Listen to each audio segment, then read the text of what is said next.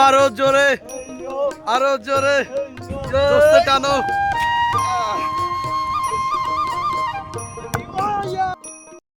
আজ আমরা চাঁদপুরের ত্রিমোহনা থেকে রওনা হয়েছি বহুল্য আলোচিত মিনি কক্সবাজারের উদ্দেশ্যে।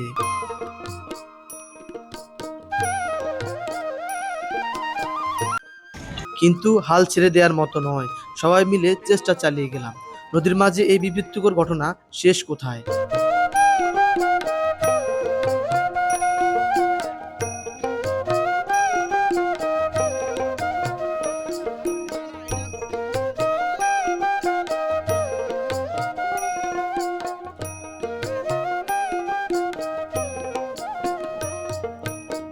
চাস্তো ভাই দেখতো ভাই ড্রাইভার এটা চার হলা এটা চার বাপ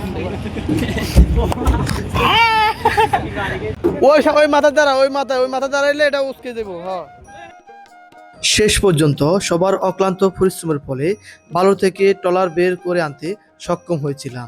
এ যেন এক অবিস্ময়কর স্মরণীয় অভিজ্ঞতা। নদীর বুক চিরে ছুটে চলা ট্রলার এই যাত্রা সত্যি এক অন্যরকম অনুভূতি এনে দেয়। চারিদিকে শুধু পানি, শীতল বাতাস আর প্রাকৃতিক অপার সৌন্দর্য মনকে এক মুহূর্তে শান্ত করে দেয়। আমি ওইখানে কেন যাবো জানেন? চরের মধ্যে যে মানুষ গরু মহিষ পালে না, ওদের সাথে আমি একদিন থাকবো এবং ওদের এই মহিষ চড়ানোটা, গরু চড়ানোটা কেমন আমি দেখবো। ওর সাথে থাকলে আমি বুঝতে পারবো আসলে মানুষ কতগুলা কষ্ট করে গ্রামীণ পরিবেশের মধ্যে। আমার খুব ইচ্ছা, দীর্ঘদিনের ইচ্ছা ওইখানে থাকবো।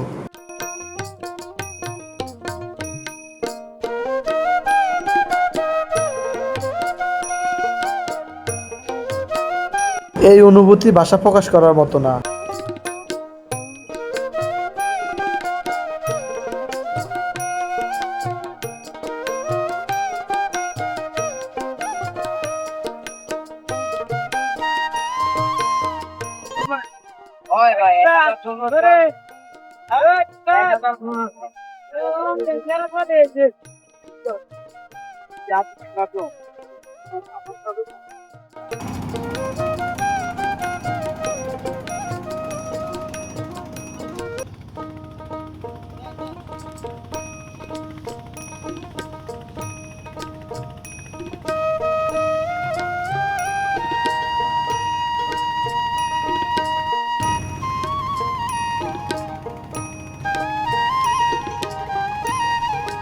আমাদের এই যাত্রায় একমাত্র ভরসা হলো এই ট্রলার আর অভিজ্ঞ মাঝি।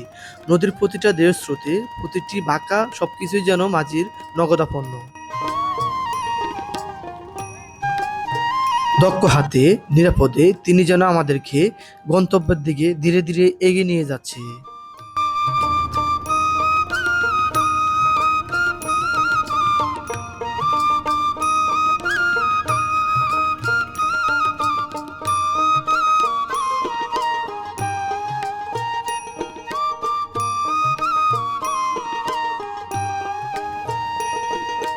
ট্রলারে বসে নদীর বিশালতা অনুভব করা সত্যি ভাষা প্রকাশ করার মতো নয়।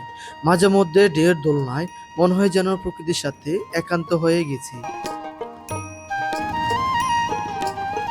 পুরো ট্রলারের ভ্রমণ যাত্রায় আমরা সবাই গল্প আওয়াজ করতে করতে চলে আসলাম মাঝ নদীর পথে। এখানে এসে নদীর বিশালতা কতটুকু আসলে সেটা ভাষায় প্রকাশ করার মতো নয়। এ দেখলে আসলেই মনোমুগ্ধকর পরিবেশ।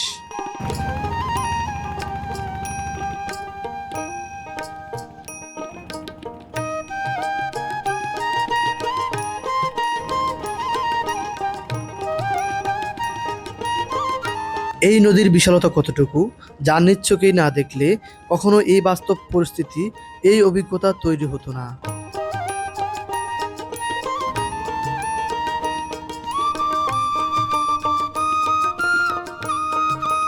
অবশেষে আমরা পৌঁছে গেলাম চাঁদপুরের সেই মিনি কক্সবাজারে।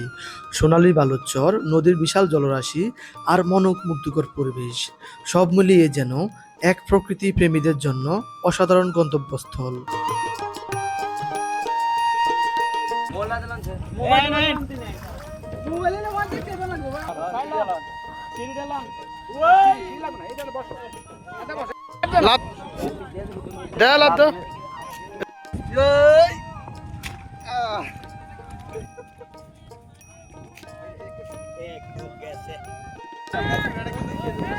দাঁড়ান দাঁড়ান, রেডি।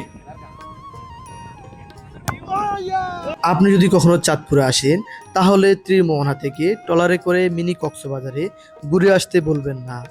এই বাস্তব অভিজ্ঞতা আপনাকে মনোমুগ্ধকর পরিবেশের সাথে অবশ্যই পরিচয় করিয়ে দেবে।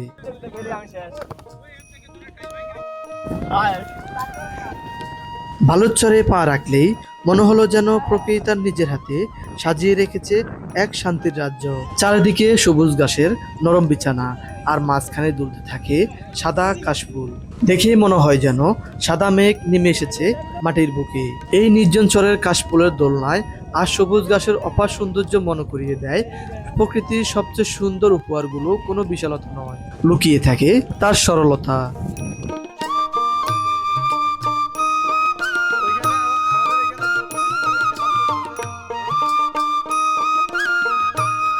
এখানে এসে শুধু ঘোরাঘুরি নয়, অচেনা অপরিচিত সবার সাথে মিলেমিশে জমিয়ে ফুটবল খেলেছি। অপরিচিত মানুষগুলো মুহূর্তে যেন আপন হয়ে গেল। হাসি, আনন্দ আর খেলার উত্তেজনায় সময়টা কখন যে কেটে গেল বুঝতে পারিনি।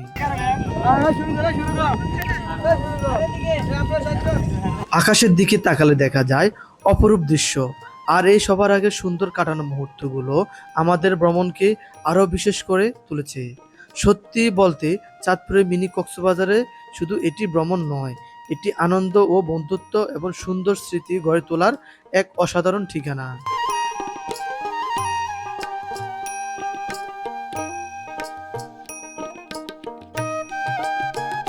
বালুর উপর খালি পায়ে দৌড়ানো, গোল করা আনন্দ আর সব মিলিয়ে এক উল্লাস।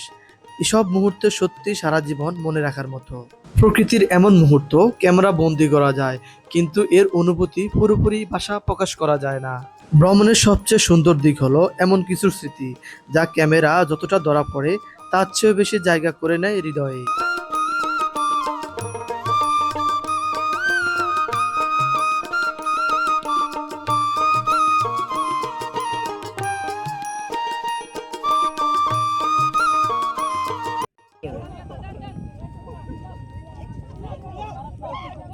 ভাত খাইছেন?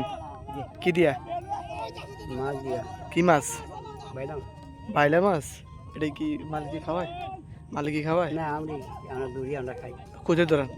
মানে খালো। খালার থেকে ধরেন? আমগুলো দড়ি খাওয়াবেন? হ্যাঁ ঠিক। সাই আছে না, সাই ভাতে হ্যাঁ, এগুলো তো রাখে দিই আমরা। কিন্তু আমগো এই মালিকের জমিন সুন্দর করে দিয়ে খাওয়ানো মানে দিয়া যায়। হ্যাঁ, দিয়া যায়। তাহলে ওইখানে রাখে দেন। আমাদেরকে একদিন খাওয়াবেন তো আপনার ধরা মাছ। ঠিক আছে, ঠিক আছে, যান। এই বালুময় সবুজ ঘাসের চরের আরো মনোমুগ্ধকর পরিবেশ এবং অজানা তথ্য তুলে ধরব পরবর্তী পর্বে। এই চরের প্রাকৃতিক সৌন্দর্যগুলো কেমন লাগলো অবশ্যই তা কমেন্টে জানিয়ে যাবেন। দেখা হবে পরবর্তী পর্বে। সেই পর্যন্ত ভালো থাকবেন। আল্লাহ হাফেজ।